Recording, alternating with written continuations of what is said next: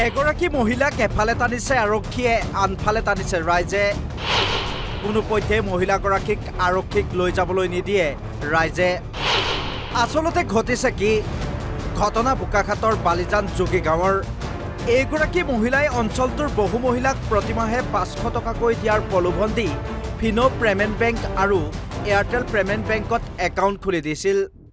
কিন্তু তেওঁলোকে আত্মসাৎ কৰিছিল সিংহভাগ টকা। 7-8 মাহৰ আগৰ পৰাই এওঁলোকে মানে মহিলাসকলক প্ৰলোভন এটা দিয়ে যে আপোনালোকে আমাৰ ইয়াত একাউণ্ট খুলিলে 500 টকাকৈ পাব। তো আমি বস্তুটো একচুৱেলি সোধপোছ কৰিছিলোঁ তেওঁলোকে কৈছে এইটো এটা NGO হয় বুলি কয়। আৰু NGO নামত মানে এয়াৰটেল পেমেণ্ট বেংক নামৰে এটা অনুষ্ঠান ব্যৱসায় প্ৰতিষ্ঠান এটা খুলিছে। কাষতে এটা ভাড়া ৰুম লৈ পেলাই তেওঁলোকে আছে। আৰু তাত মানুহখিনি প্ৰায় 5000কৈ সোমায়। NGO যিহেতুকে আমি জানো NGO কেইটাত প্ৰায় 5000কৈ প্ৰথমত সোমায়।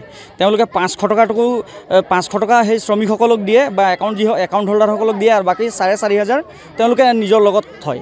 তেওঁলোকক সেইখিনি প্ৰশ্ন যিসকল সোধে তেওঁলোকক আকৌ 4500 দিয়ে, আৰু 500 টকা তেওঁলোকে থয়। কিন্তু যিসকলে নকয় তেওঁলোকে অৱগতেই নকৰে কথাটো, আৰু দাবী ধমকি দি মিছবিহেভ কৰে আৰু তেওঁলোকক খেদি পঠায়। তাৰপিছত দিনৰ দিনে এইটো প্ৰতিষ্ঠানটো এনেকৈ বাঢ়ি গ'ল। প্ৰায় 900 মান মানুহৰ মহিলাসকলক বিশেষভাৱে তেওঁলোকে আকৰ্ষণ কৰিছে এই বিষয়টোত, আৰু মহিলাসকলক লৈ পেলাই তেওঁলোকে একাউণ্টখিনি খুলিছে। প্ৰায় 900 মান একাউণ্ট তেওঁলোকে খুলিছে। এতিয়া সদ্যহতে গম পাইছোঁ আইবাই ঘৰৰ পইচাও সোমাইছে, আৰু সেইখিনি তেওঁলোকে আত্মসাৎ কৰি ৰাখিছিলে। অভিযোগ অনুসৰি গ্ৰাহকৰ একাউণ্টত দিয়া ফোন নম্বৰ সলনি কৰি মহিলাগৰাকীয়ে লেনদেন কৰে। অৱশেষত টকা বিচাৰি শতাধিক মহিলাই অভিযুক্ত মহিলাগৰাকীক আবদ্ধ কৰাত উত্তপ্ত পৰিস্থিতিৰ সৃষ্টি হয়। ঘটনাৰ খবৰ পাই উপস্থিত হয় আৰক্ষীও। শুনক কি কয় মহিলাগৰাকীয়ে। কি বেংকৰ নাম কি আছিলে? ফিনো। কিমান দিনৰ পৰা কৰি আছে আপুনি? বেছি দিন হোৱা নাই ছাৰ। কিমান পইচা ইয়াত হেৰি কৰিছে আপুনি আত্মসাৎ কৰিলে এতিয়ালৈকে?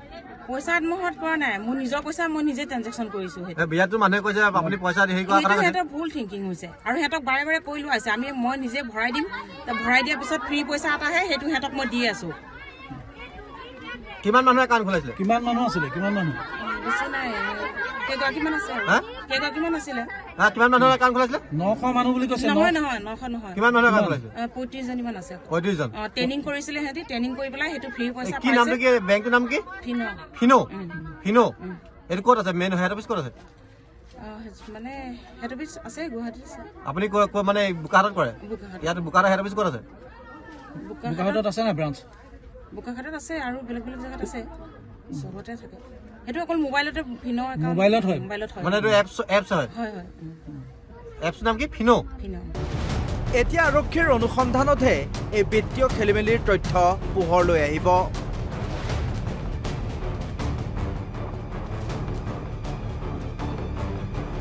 বোকাখাটৰ পৰা জিন্তু কুৰ্মী, অসম লাইভ 24।